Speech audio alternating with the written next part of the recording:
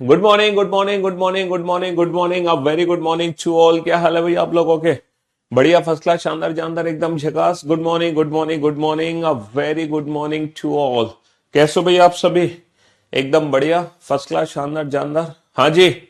Good morning Shivraj, Dhananjay, Saurabh, Rahul, रूपे, सूरज, भावना, राजा, पूनम, गौरव, इमराना, आशीष, राहुल, कुंदन, जयंती, रचना, आसिफ, बबलू, रंजना, आकाश, इमरान, गौरव, निधि, शिखा, पारुल, मयंक, दीप्ति, वर्षा, गौरव, धनंजय, दीपिका, दिव्या, आलोक, कीर्ति, आराधना, प्रियंका, राजा, बजाज। कैसे हो भाई आप सभी? शालिनी, अंजलि, चंचल, मुसम, क्या नाम है? हाँ जी। तो मैं उम्मीद करता हूं ये जो वीकेंड का समय आप लोगों को मिला, सैटरडे संडे, इन वीकेंड हम लोगों ने क्या किया होगा? सर वीकेंड हम लोग करते हैं प्रैक्टिस, रिवीजन, है ना। सबसे पहले वीकेंड पे हमें करना होता है, बैकअप लेना होता है। जो टॉपिक हमारे छूट रहे हैं वो टॉपिक हम फटाफट से कर लें। और बैकअप लेने के बाद हमें क्या करना होता है? बैकअप लेने के बाद हमें करना होता है रिवीजन, है ना। बैकअप लेने के बाद हमें क्या करना होता है? रिवीजन। और रिवीजन करने के बाद हमें करनी होती है प्रैक्टिस। ठीक है, तो ये दो तीन चीजें हमें वीकेंड के समय करनी चाहिए ताकि हमारी जो तैयारी है वो रेगुलर बेसिस पे चलती रहे, है ना। हाँ जी। किस चैप्टर का कितना प्रैक्टिस करना है बता दीजिए स्मार्ट स्टडी के लिए। देखो, it's depend on you, it's totally depend on you. ये तो ना, है ना, ये आप लोगों पे डिपेंड करता है कि आपको कौन सा ऐसा चैप्टर है जो थोड़ा सा कम समझ आया, उसकी प्रैक्टिस ज्यादा करनी है। जो चैप्टर अच्छे से समझ आ गया उसकी प्रैक्टिस आपको कम करनी है। It's totally depend you. ये किसी और पे डिपेंड नहीं करता, ये आप ही पर डिपेंड करेगा। ठीक है, तो हम लोगों ने जो टॉपिक शुरू किया था लास्ट क्लास में, डेट वॉज नाइस चैप्टर, है ना। And chapter name was dice. ठीक है, डाइस नाइस। पासा, हम लोगों ने भैया पासा चैप्टर शुरू किया था, बहुत ही, है ना, मजेदार, इंटरेस्टिंग, शानदार, जानदार, जैसे कि आप लोग जानते हैं कि ये चैप्टर ही है। और, है ना जी।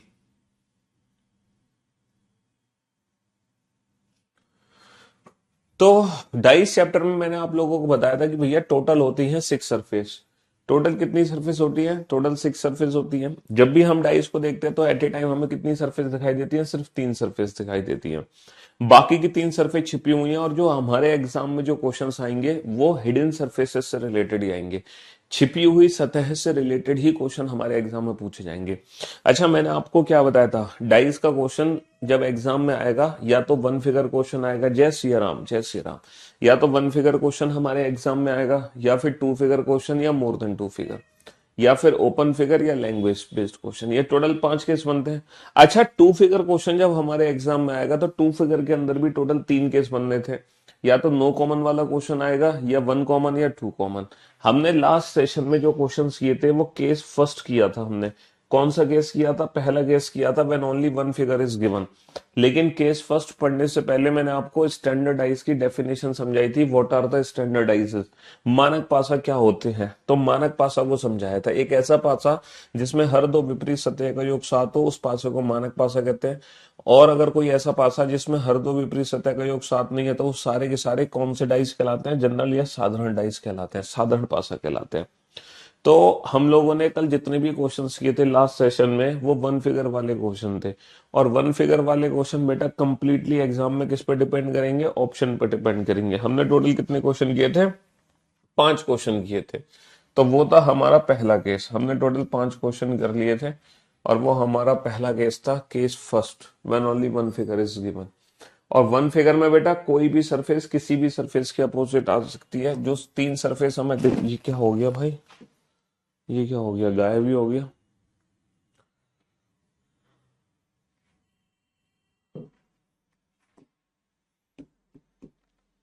वन फिगर क्वेश्चन में, है ना, कोई भी सरफेस किसी के भी अपोजिट जा सकती है।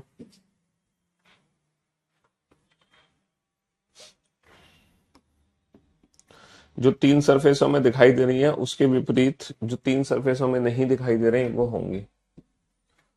चलिए अब हम नोट डाउन करते हैं case second. Case second note down करो। When only when only two figures are given. Case second note down करो, when only two figures are given, when only two figures are given. Case second है when only two figures are given, जब केवल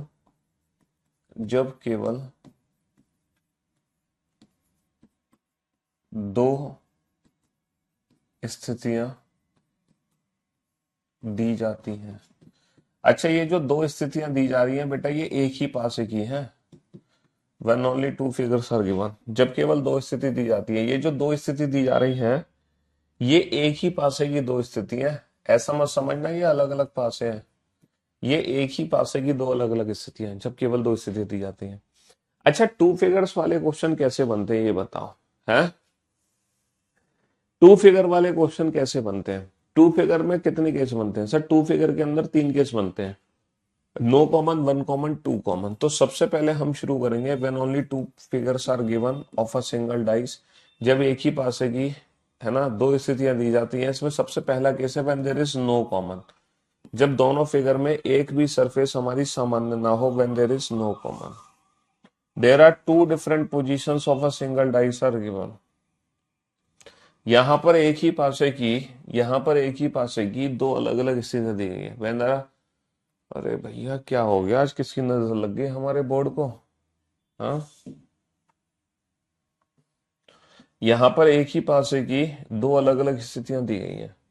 देर are two different positions of a single dice are given, एक ही पासा है जिसको दो अलग अलग एंगल से देखा गया। पहली बार पासे को हमने देखा तो हमें नंबर दिखाई दिए 1 2 3, है ना। और मैंने जब दोबारा इस पासे को देखा, मैंने जब दोबारा से इस पासे को देखा तो मुझे नंबर दिखाई दिए एक, मतलब 4 5 6। नहीं नहीं नहीं नहीं, एक सेकेंड। हाँ जी, जब मैंने दोबारा इस पासे को देखा तो मुझे नंबर दिखाई दिए 4 5 6, है ना।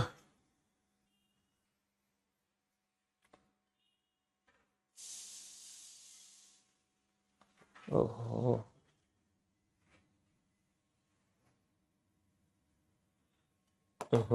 यहाँ 4 लिखो, यहाँ 5 लिखो, सॉरी। चलिए सर, हालांकि उससे अभी तो कोई फर्क नहीं पड़ता, लेकिन मुझे आगे चल के कुछ चीजें समझानी है, उस चीज से फर्क पड़ जाता है। चलिए साहब, यहाँ पर एक ही पासे की दो अलग अलग स्थितियां दी गई हैं, 1 2 3 और 4 5 6। There are two different position of a single dice are given, there are two different positions of a single dice are given, एक ही पासे की दो अलग अलग स्थितियां दी गई हैं, ठीक है। There are two different positions of a single dice are given.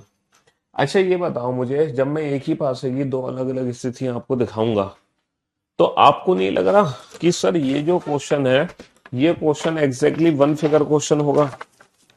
आपको ऐसी फीलिंग नहीं आ रही?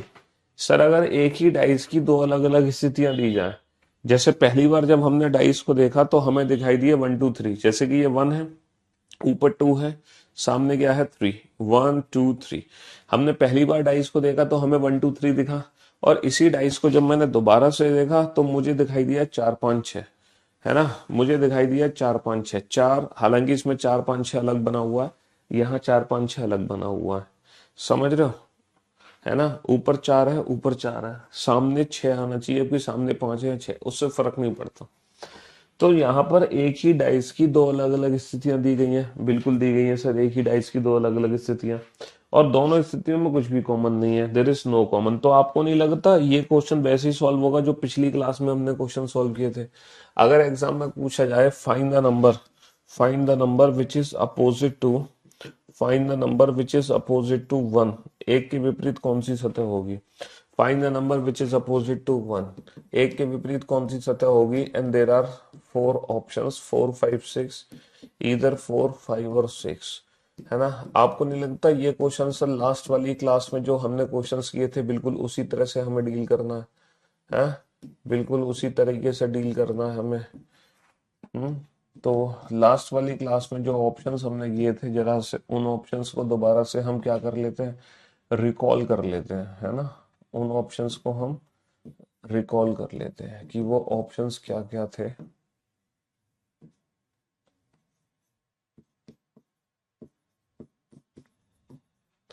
चलिए साहब, ये क्वेश्चन आप जानते हैं कंप्लीटली ऑप्शन डिपेंडेंट क्वेश्चन है। एग्जाम में जो 4 विकल्प दिए होंगे ये क्वेश्चन कंप्लीटली उसी पे डिपेंड करेगा। हम्म चलिए साहब, तो लास्ट क्लास में जो मैंने सिखाया था ये क्वेश्चन भी वही क्वेश्चन है, ये कंप्लीटली ऑप्शन डिपेंडेंट क्वेश्चन है। तो जब एग्जाम में 2 फिगर दी हो और दोनों फिगर में कुछ भी कॉमन ना हो, when there is no common, तो क्वेश्चन को हम, है ना, नो कॉमन वाली ट्रिक से ही सॉल्व करेंगे जो पिछली क्लास में हमने सीखी थी। कौन सी ट्रिक थी कि सर ये जो 3 नंबर है 1 2 3 और ये जो 3 नंबर है 4 5 6, तो बेटा 1 2 3 तो हमेशा एक साथ रहेंगे और इन तीनों के विपरीत बाकी के 3 नंबर आ सकते हैं 4 5 6। तो हमसे पूछा find the number which is opposite to 1। एक के पीछे बेटा 2 3 तो नहीं हो सकते, 2 3 को छोड़कर कुछ भी हो सकता है एक के पीछे, तो एक के पीछे 4 भी हो सकता है, 5 भी हो सकता है, 6 भी हो सकता है। भैया एक के पीछे 4 भी हो सकता है, 5 भी हो सकता है, 6 भी हो सकता है। सर एक के पीछे 4 भी हो सकता है, 5 भी हो सकता है, 6 भी हो सकता है। यहाँ पर can not be determine choose नहीं होगा क्योंकि यहाँ पे कंप्लीट पॉसिबिलिटीज वाले ऑप्शंस है, इधर 4 5 और 6। बट यहाँ कैन नॉट बी डिटरमाइन जाएगा, बट यहाँ हमारा कैन नॉट बी डिटरमाइन जाएगा, यहाँ कैन नॉट बी डिटरमाइन जाएगा क्योंकि कंफर्म नहीं कर सकते कि 4 है 5 है या 6 है। सर कंफर्म पक्का नहीं बोल सकते कि 4 ही है, हो सकता है 4 के अलावा कुछ और हो। बट यहाँ हमारी मजबूरी है, एक के पीछे 1 2 3 तो कभी हो नहीं सकते, तो according to the given option, option A is the right answer.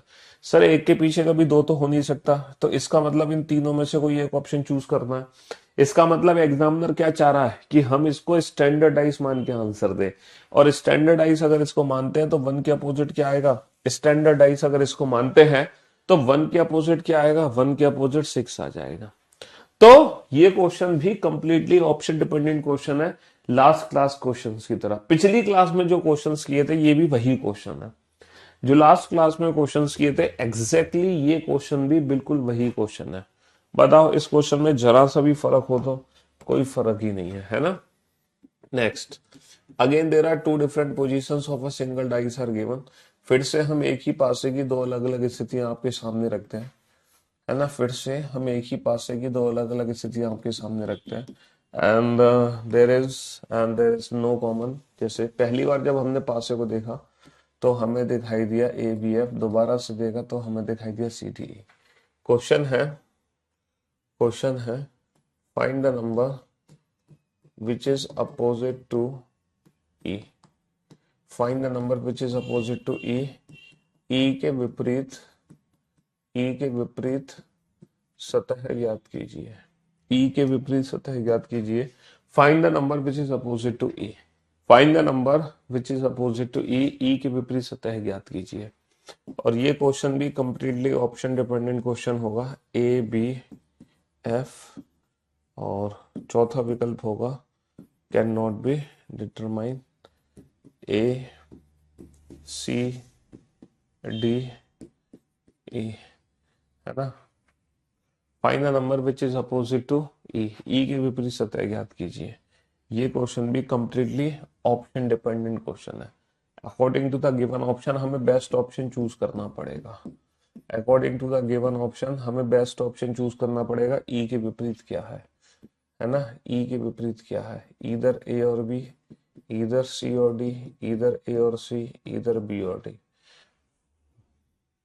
हाँ जी, कम ऑन। तो सर ये भी नो कॉमन वाला क्वेश्चन है, और नो कॉमन वाला क्वेश्चन तो दुनिया जानती है सर, वही नो कॉमन ट्रिक से सॉल्व होगा। नो कॉमन ट्रिक क्या है, ये जो 3 लेटर है ये हमेशा एक साथ रहेंगे, और इन 3 लेटर के विपरीत बाकी के 3 लेटर आ सकते हैं, है ना। बाकी के 3 लेटर आ सकते हैं, सी डी ई। हमसे पूछा find the letter which is opposite to E, तो बेटा ई के अपोजिट सी डी को छोड़ के सब कुछ है। ई के विपरीत सी डी नहीं हो सकते, ए भी हो सकता है, बी भी हो सकता है, ए भी हो सकता है, बी भी हो सकता है, और एफ भी हो सकता है। तो भैया ई के विपरीत कैन नॉट बी डिटरमाइन, हमें नहीं पता ए है, बी है या एफ है, लेकिन ई के विपरीत कभी भी सी डी ई नहीं हो सकते। तो according to the given option first option is the right answer. Sir E के विपरीत कभी भी सी और डी नहीं हो सकते, ई के विपरीत। तो according to the given option, again option first is the right answer according to the given option, क्योंकि यहां पर हमें जो ऑप्शन चूज करने होंगे वो, है ना, यहाँ पर हमें जो आंसर चूज करना होगा वो ऑप्शन डिपेंडेंट होगा। तो मेरे दोस्तों, मेरे भाइयों, मेरे जिगर के टुकड़ों, मैं समझ पा रहा हूं कि अब आप लोगों को नो कॉमन ट्रिक में तो कोई दिक्कत नहीं है? बताओ, नो कॉमन ट्रिक में कोई दिक्कत है? सर बिल्कुल भी दिक्कत नहीं है नो कॉमन ट्रिक में। नो कॉमन ट्रिक जो क्वेश्चन है वो कंप्लीटली किस पे डिपेंड करेगा? एग्जाम में दिए गए विकल्पों पे डिपेंड करेगा। There are two different position of a single dice are given. एक ही पासे की दो अलग अलग स्थितियां हमारे सामने हैं।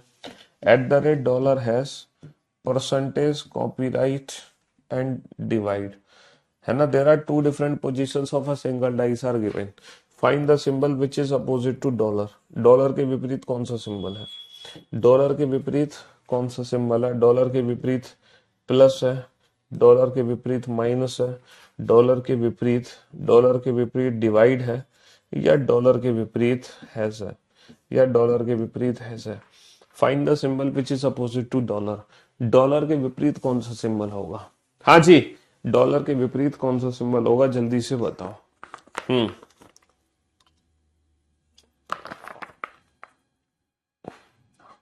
हाँ, खान सर की तबीयत खराब है, अब तो सुधार है खान सर की तबीयत में। तो बेटा ये क्वेश्चन नो कॉमन ट्रिक से सॉल्व होने। नो कॉमन ट्रिक में कोई भी सरफेस किसी भी सरफेस के अपोजिट आ सकती है। कोई भी सरफेस किसी भी सरफेस के अपोजिट आ सकती है नो कॉमन में।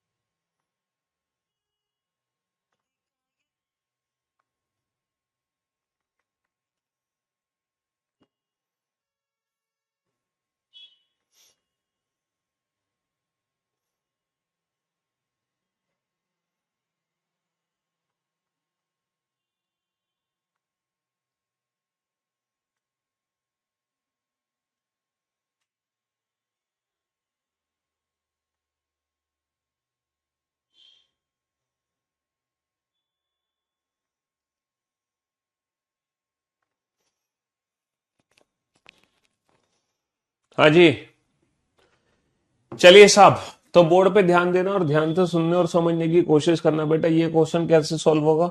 सर ये क्वेश्चन नो कॉमन ट्रिक से सॉल्व होगा। नो कॉमन ट्रिक क्या कहती है? ये जो तीन सिंबल है ये हमेशा एक साथ रहेंगे। हमसे पूछा है डॉलर के विपरीत क्या है। भैया डॉलर के विपरीत एट द रेट और हैज नहीं हो सकते, क्योंकि ये तो इसके साथ है। एट द रेट और हैज को छोड़कर डॉलर के विपरीत जो बाकी के तीन सिंबल तुम्हें दिखाई दे रहे हैं, बाकी के तीन सिंबल कौन से हैं? इधर कॉपीराइट और डिवाइड और परसेंटेज। इधर कॉपीराइट, डिवाइड और परसेंटेज, ये तीन सिंबल हो सकते हैं। इधर बेटा प्लस तो है भी नहीं सिंबल, यहाँ पे कहीं भी प्लस नहीं है। सर माइनस तो यहाँ पे सिंबल ही यूज नहीं हो रहा है ना। हैज, सर डॉलर के साथ हैज है, हैज डॉलर के विपरीत नहीं हो सकता। हैज जो सिंबल है वो कभी भी डॉलर के विपरीत नहीं हो सकता, क्योंकि वो तो डॉलर के साथ दिया हुआ है। ठीक है। और प्लस माइनस का सिंबल यहाँ पे प्रेजेंट नहीं है, तो दो ऑप्शन वैसे हटा दो, हैज कभी हो नहीं सकता। तो भैया इन तीनों में से कोई एक होगा, इन तीनों में से कोई एक क्या है? Option C, divide. तो मैं उम्मीद करता हूं ये जो केस सेकंड का पहला पार्ट है नो कॉमन, ये आपको बहुत अच्छे से समझ आ गया होगा और किसी भी बच्चे को कोई भी 0.1% भी डाउट नहीं होगा इसमें, है ना। ये जो केस सेकंड है, when only two figures are given, है ना। ये जो टू फिगर्स वाले क्वेश्चन है, टू फिगर्स वाले क्वेश्चन है, टू फिगर्स वाले क्वेश्चन में जो सबसे पहला चीज हमने देखी है when there is no common, तो ये क्वेश्चन एग्जाम में कंप्लीटली किस पे डिपेंड करेगी? ऑप्शंस पे डिपेंड करेगी। अब हम आगे बढ़ते हैं और आगे की ट्रिक सीखने की कोशिश करते हैं when there is only one common. अब हम वो क्वेश्चन सॉल्व करेंगे जब एक ही डाइस की दो फिगर होंगी और दोनों फिगर में एग्जैक्टली एक सरफेस कॉमन होगी। अब हम वो क्वेश्चन करेंगे when there are two different positions of a single dice are given. एक ही पासे की दो अलग अलग स्थितियां होंगी और दोनों स्थिति में एग्जैक्टली कितनी नंबर कॉमन होंगे? दोनों स्थिति में एग्जैक्टली, है ना, दोनों स्थिति में एग्जैक्टली, है ना, एक सरफेस होगी जो कि कॉमन होगी। There are two different position of a single dice are given. एक दो तीन, दो छह चार। एंड क्वेश्चन आपसे पूछा find the number which is opposite to, नहीं, क्वेश्चन अलग लैंग्वेज से पूछा गया। क्वेश्चन पूछा गया है if if if if if one is at bottom, if one is at bottom, then what will be at top? यदि, हिंदी में लिख लो बेटा, यदि एक निचली सतह पर है, यदि एक निचली सतह पर है तब ऊपरी सतह पर क्या होगा? क्वेश्चन क्या है? क्वेश्चन क्या है? If one is at the bottom, है ना, यदि जो एक है वो निचली सतह पर है, यदि जो एक नंबर है वो निचली सतह पर है तो ऊपरी सतह पे क्या होगा? तो बाबू ऊपरी सतह पे क्या होगा? जो वन के अपोजिट है, जो वन के अपोजिट है वही तो ऊपर होगा। अगर वन सबसे नीचे है तो ऊपर क्या होगा? जो वन के अपोजिट है। Love you so much sir, you can't believe my emotions. क्या लिखा है? इमेजिनेशंस, क्या लिखना चाह रहे हो? तो find the number which is opposite to one. Exactly इस क्वेश्चन का मतलब है find the number which is opposite to one. सीधी सीधी सी बात है, ये पूछना चाह रहा है एक के विपरीत क्या है, एक के विपरीत सतह ज्ञात कीजिए। ये पूछना चाह रहे हैं एक के विपरीत क्या है। If one is at bottom, अगर एक निचली सतह पर है, then what will be at top, तब ऊपरी सतह पर क्या होगा? तो बेटा अब ये जो क्वेश्चन सॉल्व होगा ये वन कॉमन ट्रिक से सॉल्व होगा। बाबू यहाँ पर हम कौन सी ट्रिक यूज करने वाले हैं? अब हम जो ट्रिक यूज करने वाले हैं वो वन कॉमन ट्रिक यूज करने वाले हैं, है ना। अभी तक तो हम नो कॉमन ट्रिक यूज कर रहे थे, अभी तक तो हम नो कॉमन ट्रिक यूज कर रहे थे, लेकिन अब हम यूज कर रहे हैं वन कॉमन ट्रिक। अच्छा, वन कॉमन ट्रिक यूज कैसे करते हैं? वन कॉमन ट्रिक यूज ऐसे करते हैं, जो भी हमारी कॉमन सरफेस है उसको हम एक दूसरे के ऊपर नीचे लिख लेते हैं, लाइक दैट। अगर चाहे टू यहां हो, इससे कोई फर्क नहीं पड़ता, जो भी कॉमन सरफेस है उसको ऊपर नीचे लिख लो।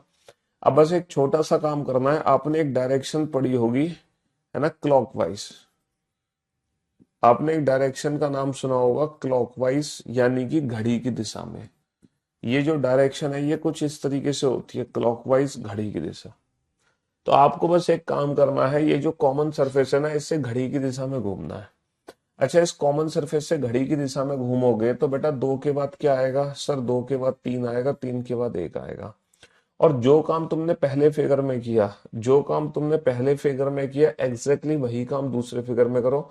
कॉमन से घड़ी की दिशा में घूमो।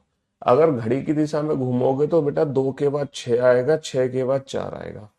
तो जो काम तुमने पहले फिगर में किया वही काम तुम दूसरे फिगर में करो, ठीक है बेटा। कॉमन से क्लॉकवाइज 2 3 1 2 3 1, कॉमन से क्लॉकवाइज 2 6 4 2 6 4। अब ये जो सरफेस एक दूसरे के ऊपर नीचे ना, डाइस में एग्जैक्टली यही एक दूसरे की विपरीत सतह है। डाइस में एग्जैक्टली यही एक दूसरे की विपरीत सतह है। तो बेटा इस पासे में डेफिनेटली 1 के अपोजिट 4 होगा, 4 के अपोजिट 1, 3 के अपोजिट 6 होगा, 6 के अपोजिट 3। लेकिन ये जो 2 है ये किसके अपोजिट होगा? ये जो 2 है ये किसके अपोजिट होगा? ये बताओ, ये जो 2 है ये किसके अपोजिट होगा? सर ये 2 उसके अपोजिट होगा, जो सरफेस बच गई, 1 2 3 4 5 बच गई, 5। तो 2 के पीछे 5, 5 के पीछे 4, 2 के पीछे 5, 5 के पीछे 2। तो find the surface which is opposite to 1 and opposite to 1 is 4। तो 4 इज द राइट आंसर। अब आप में से कुछ बच्चे सोच रहे होंगे सर आप क्लॉकवाइज डायरेक्शन में क्यों घूमे, आप एंटी क्लॉक क्यों नहीं घूमे? तो बाबू आप कॉमन को ऊपर नीचे लिखो, कॉमन को ऊपर नीचे लिखो। आप कॉमन नंबर से एंटी क्लॉकवाइज डायरेक्शन में भी घूम सकते हो, घड़ी की विपरीत दिशा, घड़ी की विपरीत दिशा में भी आप जा सकते हो। लेकिन एक काम करोगे, अगर आप पहले फिगर में एंटी क्लॉक गए हो बेटा, 2 से अगर घड़ी की विपरीत दिशा में चलते हैं तो 2 के बाद 1, 1 के बाद 3। अगर 2 से घड़ी की विपरीत दिशा में चलते हैं तो 2 के बाद 1, 1 के बाद 3 आएगा, 2 1 3। तो वही काम 2 4 6 यहाँ पर होगा। 2 से अगर एंटी क्लॉकवाइज डायरेक्शन में चलते हैं तो वही काम सर यहाँ पे होगा, है ना। लेकिन आपको एक काम करना है, जो भी रोटेशन लेनी है वो सेम रोटेशन लेनी है। या तो दोनों नंबर्स को ऊपर नीचे लिख के या तो दोनों में क्लॉकवाइज घूमोगे, या फिर आप दोनों में ही एंटी क्लॉकवाइज घूमोगे। या तो दोनों में क्लॉकवाइज घूमो या दोनों में एंटी क्लॉकवाइज, आंसर सेम आएगा। देखो 3 के पीछे 6, 6 के पीछे 3, 3 के पीछे 6, 6 के पीछे 3, 1 के पीछे 4, 4 के पीछे 1, 1 के पीछे 4, 4 के पीछे 1, 2 के पीछे 5, 5 के पीछे 2। आंसर सेम ही आएगा, आंसर डिफरेंट नहीं आ सकता। चाहे आप दोनों कॉमन को एक दूसरे को ऊपर नीचे लिख के दोनों में क्लॉकवाइज घूमो, चाहे दोनों में एंटी क्लॉकवाइज घूमो। If one is at bottom then what will be at top. और देखो आपको मैं ये जो क्वेश्चन है, हाँ अभी प्रूफ कर देते हैं इसको। जैसे कि ये जो डाइस है ना, ये मेरे पास है। ये जो आपको फिगर में दिखाई दे रहा है, ये मेरे वाला डाइस है। देखो पता है क्यों है? सामने क्या है? वन। सामने क्या है? वन। ऊपर क्या है? टू। देखो ऊपर क्या है? टू। राइट हैंड साइड पे क्या है? थ्री। राइट हैंड साइड पे थ्री। एग्जैक्ट आपको ये फिगर दिखाई दे रहा है? वन टू थ्री दिखाई दे रहा है कि नहीं दे रहा? हाँ सर बिल्कुल डेफिनेटली एग्जैक्ट ये फिगर दिखाई दे रहा है। ऐसे ही बेटा दो छह चार आपको मैं दिखाता हूँ। सामने मैं दो रखूंगा, ऊपर छह रखूंगा। सामने दो है, हाँ सर सामने दो है। ऊपर छह है, हाँ सर ऊपर छह है। तो राइट हैंड साइड में 100% चार होगा। सर राइट हैंड साइड में 100% चार होगा, मुझे देखने की जरूरत नहीं है, मुझे पता है।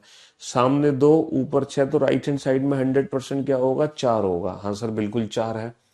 तो ये दोनों जो पोजीशन है वो इस डाइस की है कि नहीं है? बताओ इस डाइस की है कि नहीं? हाँ सर बिल्कुल इसी डाइस की पोजीशन है, दोनों इसी की पोजीशन है। अब देखते हैं क्या जो हमारे आंसर्स निकले हैं वो इसमें मैच हो रहे हैं कि नहीं। क्या टू के अपोजिट फाइव है? ये जो दो है, क्या वास्तव में दो के पीछे पांच दिखाई दे रहा है? हाँ सर दो के पीछे तो पांच है। हाँ सर दो के पीछे पांच है। क्या वास्तव में तीन के पीछे छह है? जरा चेक करना। क्या वास्तव में तीन के पीछे छह दिखाई दे रहा है आपको? सर ये तीन है। हाँ सर तीन के पीछे छह है। हाँ सर कंफर्म तीन के पीछे छह है। क्या वास्तव में एक के पीछे चार दिखाई दे रहा है आपको? ये एक है।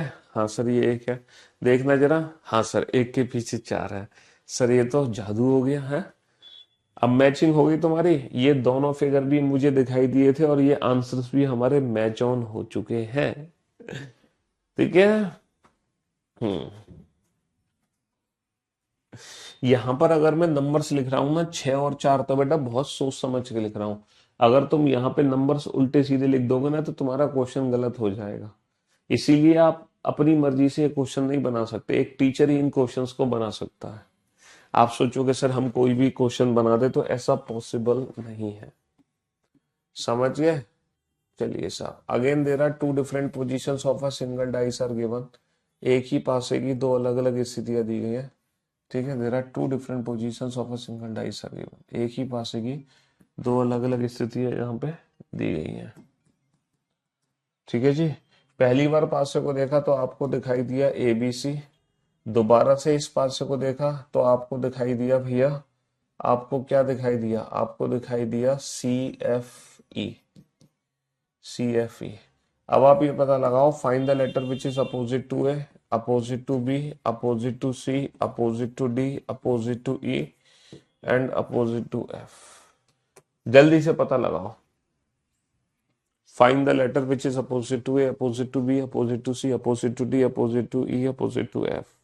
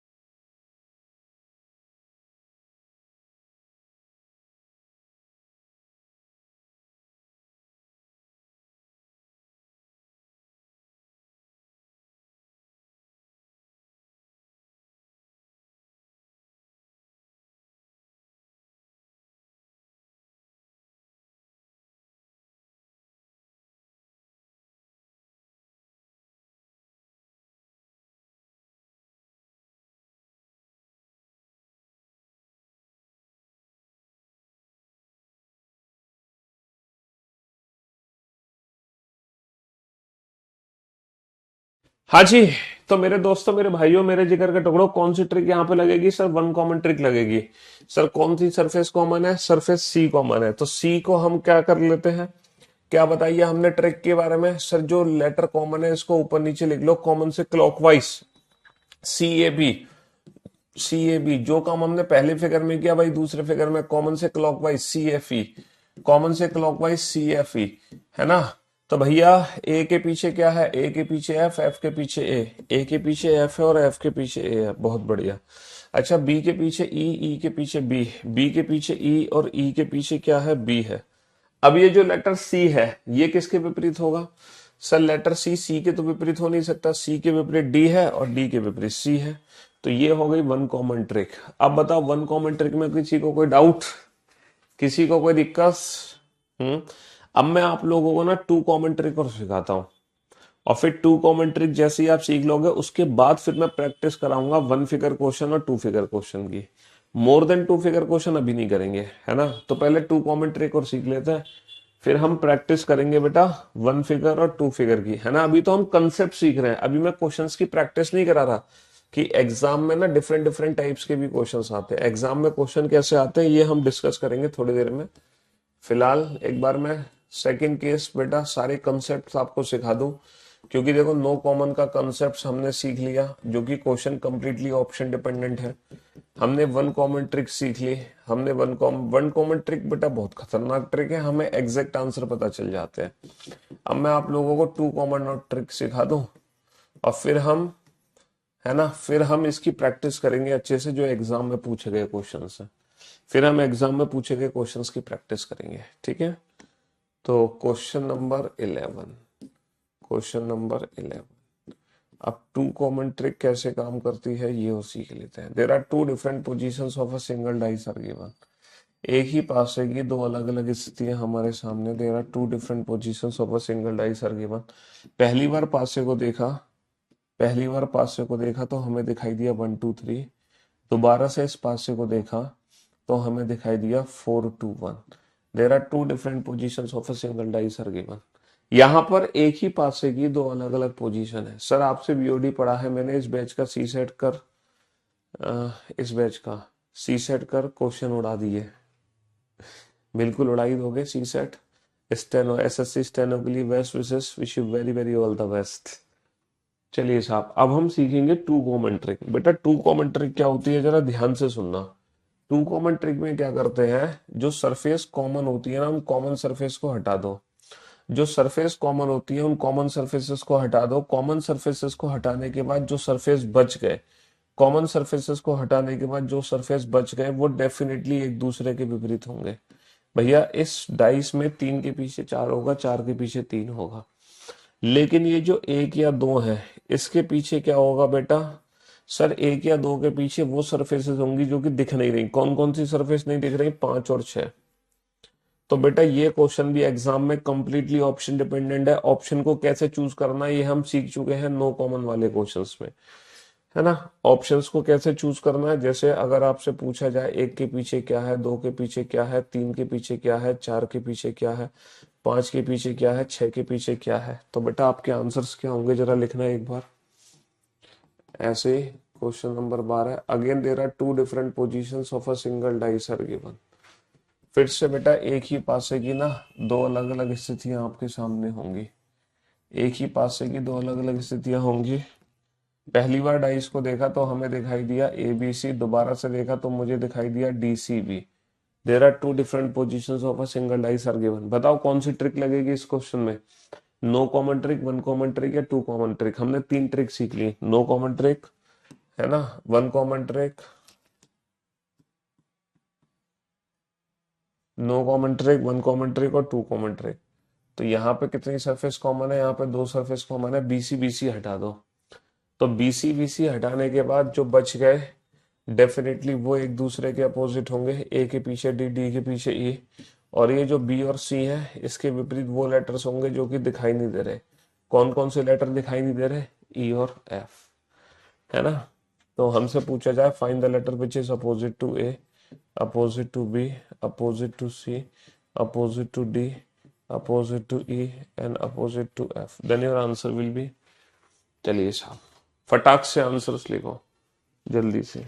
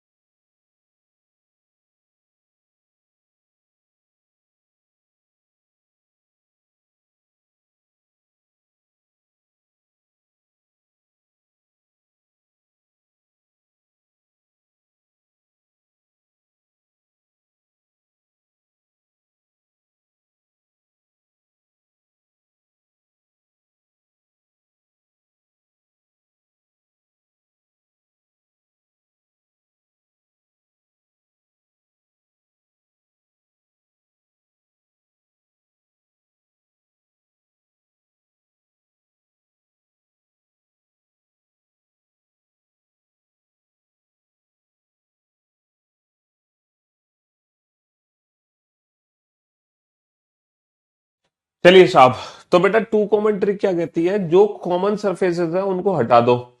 कॉमन सरफेसेस को हटा दो, जो बच गए डेफिनेटली वो एक दूसरे के विपरीत है।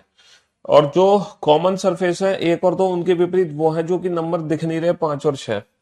तो हमसे पूछा है एक के पीछे क्या है, तो बेटा एक के पीछे बेटा 5 भी हो सकता है, 6 भी हो सकता है, कंप्लीटली ऑप्शन डिपेंडेंट। दो के पीछे सर 5 भी हो सकता है, 6 भी हो सकता है, कंप्लीटली ऑप्शन डिपेंडेंट। तीन के पीछे पक्का 4 है, 4 के पीछे पक्का 3 है। सर 5 के पीछे 2 भी हो सकता है, 1 भी हो सकता है। 5 के पीछे 2 भी हो सकता है, 1 भी हो सकता है ना। 5 के पीछे 1 भी हो सकता है या 2 भी हो सकता है, 5 के पीछे 1 भी हो सकता है, 2 भी। 6 के पीछे 1 और 2 में से कुछ भी हो सकता है। चलिए साहब, है ना, बहुत बढ़िया।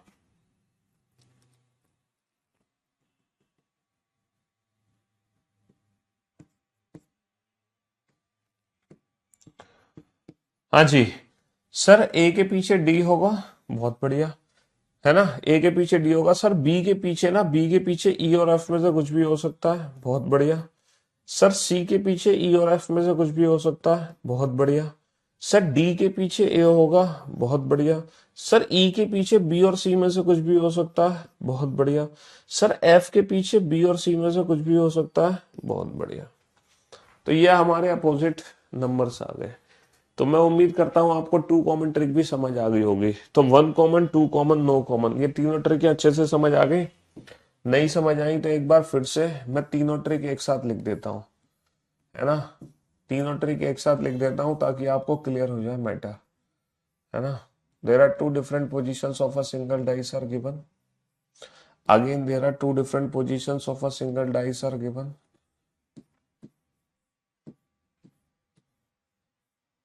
Again, there are two different positions of a single dice are given.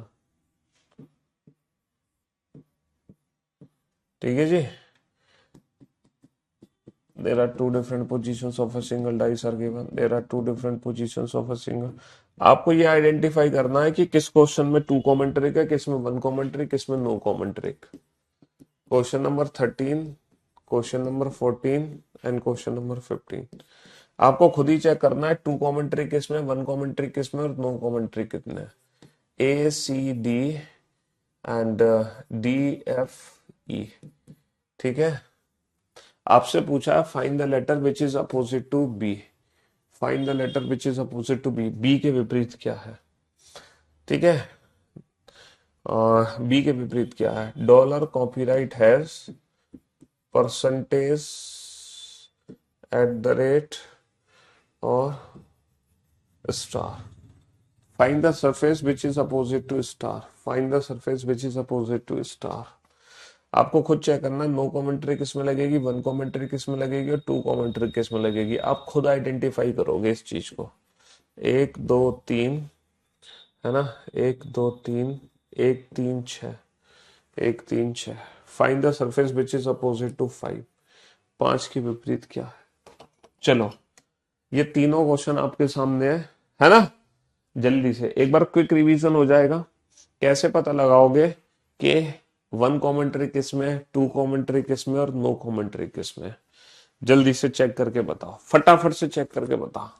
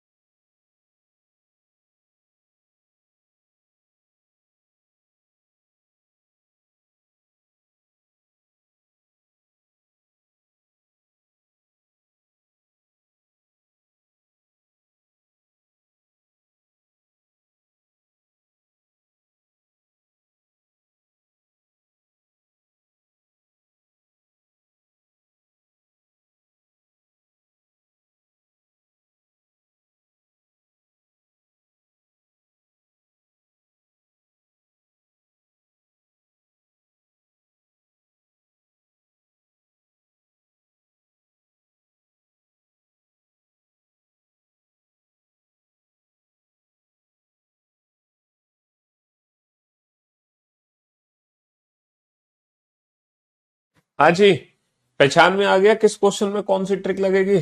Sir इस क्वेश्चन में तो वन कॉमन ट्रिक लगेगी। इस क्वेश्चन में सर, इस क्वेश्चन में वन कॉमन ट्रिक लगनी है, इस क्वेश्चन में वन कॉमन ट्रिक लगनी है ना सर। यहाँ पर एग्जैक्टली एक सरफेस कॉमन है, लेटर डी। तो जो लेटर डी कॉमन है उसको ऊपर नीचे लिख लो। फिर सर डी से clockwise D A C, D से क्लॉकवाइज डी ए सी, और सर डी से clockwise D F E, D से क्लॉकवाइज डी एफ ई। तो डी के अपोजिट क्या आ गया, जो लेटर बच गया बी, तो बी के अपोजिट डी, डी के अपोजिट क्या आ जाएगा, बी आ जाएगा, है ना।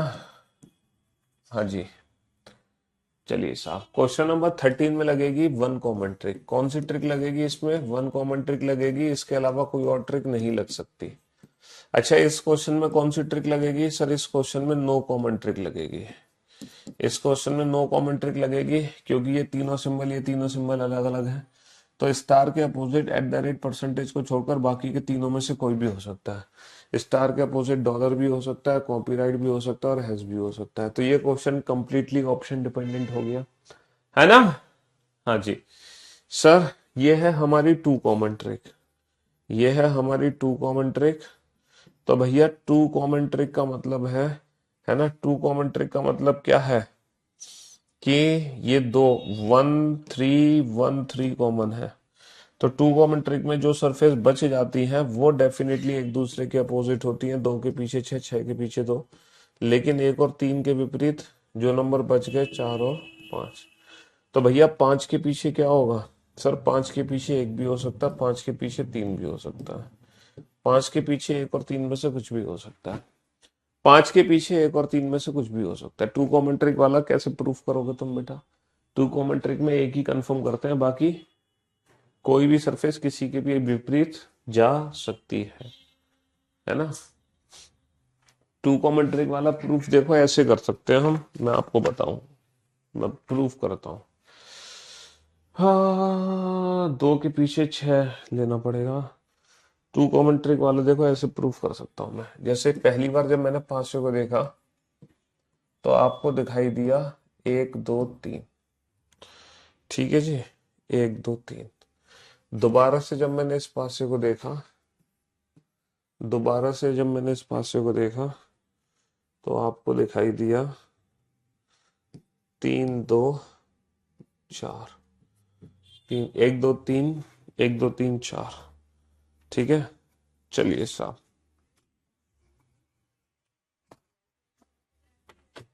अब देखो टू कॉमन ट्रिक को प्रूव कैसे कर सकते हैं मैं आपको बताता हूं। टू कॉमन ट्रिक को कैसे प्रूव कर सकते हैं। एक बच्चे ने रिक्वेस्ट करी है तो चलो प्रूफ भी कर देते हैं। देखो ये डाइस है ना, 1 2 3, 1 हमारे सामने है ना, 2 ऊपर, 1 हमारे सामने 2 ऊपर, समझ रहे हो। और यहाँ पर क्या है, यहाँ पे 3 है। सर 1 हमारे सामने 2 ऊपर, यहाँ पे 3 है, 1 हमारे सामने 2 ऊपर, यहाँ पे 3 है। चलिए साहब, इसकी दूसरी पोजीशन हमें देखनी है कि 3 हमारे सामने हो, सर 3 हमारे सामने हो और 2 ऊपर हो, तो राइट हैंड साइड पे क्या है, 4 है। सर 3 हमारे सामने 2 ऊपर है और राइट हैंड साइड पे क्या है, 4 है, 4 है। तो ये दोनों पोजीशन बेटा इस डाइस में तुम्हें दिखाई दे रही है। ये जो डाइस आपके सामने है, ये दोनों पोजीशन दिख रही है। हाँ सर, दोनों पोजीशन दिख रही है। अब हमारी ट्रिक क्या कहती है, हमारी ट्रिक ये कहती है कि सर 2 3 को हटा दो, तो 1 के पीछे क्या होगा, सर 1 के पीछे 4 होगा, 4 के पीछे 1 होगा। और 2 3 के पीछे, सर 2 3 के पीछे 5 और 6 में से कुछ भी हो सकता है। तो 1 के पीछे 4 है, 2 के पीछे 5 और 6 में से कुछ भी हो सकता है, 3 के पीछे 5 और 6 में से कुछ भी हो सकता है, 4 के पीछे 1 है, 5 के पीछे बेटा 2 और 3 में से कुछ भी हो सकता है, 6 के पीछे 2 और 3 में से कुछ भी हो सकता है। चलो इस चीज को प्रूफ करते हैं, है ना। ये दोनों की दोनों फिगर, ये दोनों की दोनों फिगर बेटा यहाँ दिखाई दे रही थी, तुम्हें दे रही थी ना। हाँ सर बिल्कुल दे रही थी। तो पहली प्रूफ क्या है कि 1 के पीछे क्या होना चाहिए, सर 1 के पीछे 4 होना चाहिए। जरा चेक करना क्या वास्तव में 1 के पीछे 4 है। सर 1 के पीछे 100% 4 है। हाँ सर 1 के पीछे 4 है। अब दूसरा प्रूफ है कि 2 के पीछे 5 या 6 में से कुछ भी होना चाहिए। सर ये 2 है। जरा चेक करना 2 के पीछे क्या है, जरा चेक करो 2 के पीछे क्या है, क्या वाकई में 2 के पीछे 5 और 6 में से कुछ भी हो सकता है। सर ये 2 है। देखो 2 के पीछे ये खाली है। खाली का मतलब पता है क्या है, खाली का मतलब ये है कि यहाँ पे मैं 6 भी लगा सकता हूँ और यहाँ पे मैं 5 भी लगा सकता हूँ। खाली का मतलब ये है। तो 2 के पीछे 5 या 6 में से कुछ भी आ सकता है। देखो 3 के पीछे 5 या 6 में से कुछ भी आ सकता है। ये 3 है, ये 3 है। देखना जरा 3 के पीछे, सर 3 के पीछे खाली है। खाली का मतलब मैं यहाँ पे 5 भी लगा सकता हूँ 3 के पीछे और यहाँ पे मैं 6 भी लगा सकता हूँ 3 के पीछे। हो गया प्रैक्टिकली प्रूफ, है ना। तो बेटा 1 के पीछे तो कंफर्म 4 है, लेकिन 2 के पीछे 5 या 6 में से कुछ भी हो सकता है, 3 के पीछे भी 5 या 6 में से कुछ भी हो सकता है। और ऐसे ही 5 को, ऐसे ही 5 को तुम बेटा, 5 को तुम 3 के पीछे भी रख सकते हो और 5 को तुम बेटा, 5 को तुम 4 के पीछे भी रख सकते हो। तो 5 के पीछे 3 भी हो सकता है, 4 भी। तो 5 और 6 को कंफर्म नहीं कर सकते, 5 और 6 को साइड में हटा दिया। 5 और 6 को, 5 और 6 को साइड में हटाने के बावजूद भी ये दोनों फिगर एक ही डाइस के हमें दिखाई दे सकते हैं। समझे। तो आप लोगों ने बेटा 1 कॉमन ट्रिक पढ़ ली, आप लोगों ने 2 कॉमन ट्रिक पढ़ ली, आप लोगों ने, है ना, नो कॉमन ट्रिक पढ़ ली। आप लोगों ने पहला केस कर लिया 1 फिगर क्वेश्चन, आप लोगों ने दूसरा केस कर लिया 2 फिगर क्वेश्चन, है ना। No common trick, 1 common trick, 2 common trick और यहाँ पे नो कॉमन ट्रिक। लेकिन आप लोगों ने इसकी प्रैक्टिस नहीं करी कि एग्जाम में क्वेश्चंस जो पूछे गए हैं उसकी प्रैक्टिस, एग्जाम में क्वेश्चंस की प्रैक्टिस। तो हालांकि अभी मैं आपको प्रैक्टिस कराने वाला था, लेकिन बच्चे ने प्रैक्टिकल की कह दी तो प्रैक्टिस नहीं हो पाई। तो एक काम करते हैं, एग्जाम में जो क्वेश्चंस आए उसकी प्रैक्टिस हम कल करेंगे, ठीक है। 1 केस फर्स्ट और सेकंड के जो भी क्वेश्चन एग्जाम में पूछे गए हैं उनकी जो प्रैक्टिस है वो हम कल करेंगे। कंसेप्ट्स आपको सारे समझ आ गए ना। चलिए साहब, आज की सेवा फिर थोड़ा सा जल्दी यही समाप्त कर देते हैं, फिर हम प्रैक्टिस सेशन कल शुरू करेंगे, ठीक है। किसका, फर्स्ट और सेकंड केस का। चलिए, love you guys, love you all, take care, goodbye, thank you so much. Fantastic practical experiment. चलिए, love you all, goodbye, thank you so